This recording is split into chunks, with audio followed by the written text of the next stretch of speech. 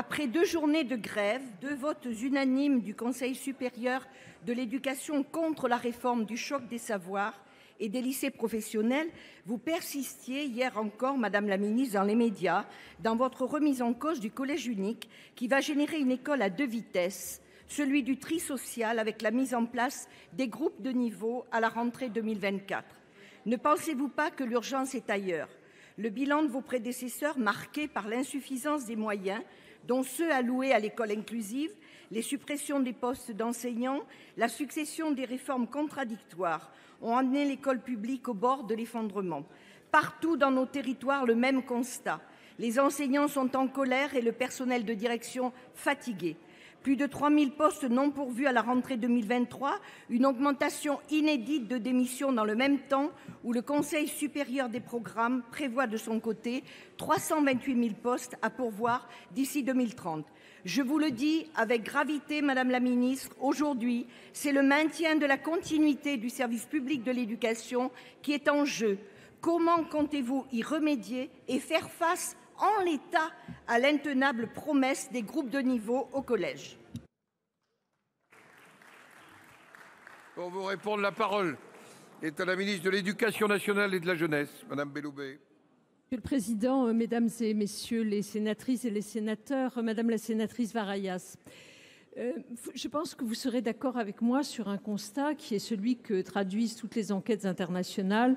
Le niveau, l'efficacité de notre collège aujourd'hui n'est pas optimale.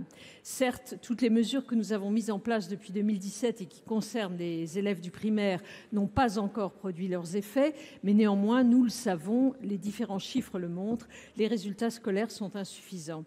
Et pire, la baisse ou l'insuffisance des résultats scolaires demeure corrélée à l'indice socio-économique de nos élèves. Donc nous ne pouvons pas rester en l'état.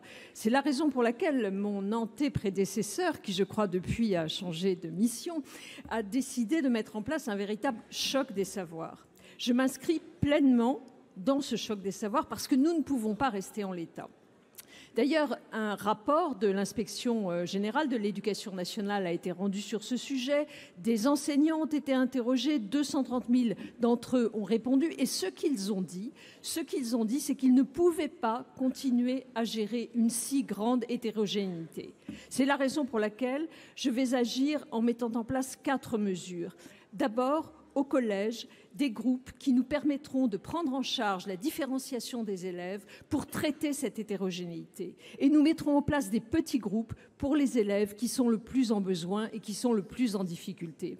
Ensuite, nous allons faire un effort pour modifier la formation continue et changer les règles de la formation initiale, ce qui nous permettra de recruter plus aisément. Je souhaiterais, troisièmement, que tous nos corps d'inspection accompagnent les professeurs et les chefs d'établissement dans cette démarche. Et enfin, je mettrai mon engagement plein et entier dans cette évolution de notre système éducatif. Merci. Madame la sénatrice. Madame la ministre, ce changement, vous pourrez le mettre en œuvre qu'avec des moyens substantiels. Vous l'avez défendu en son temps, Madame la ministre. Pour que nos élèves réussissent, il faut plus d'enseignants formés et mieux rémunérés et moins d'élèves par classe.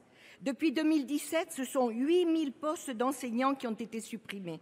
À l'heure où nous avons un cruel manque de mixité sociale, le choc des savoirs va séparer les élèves, les assigner à leur niveau et creuser davantage les inégalités.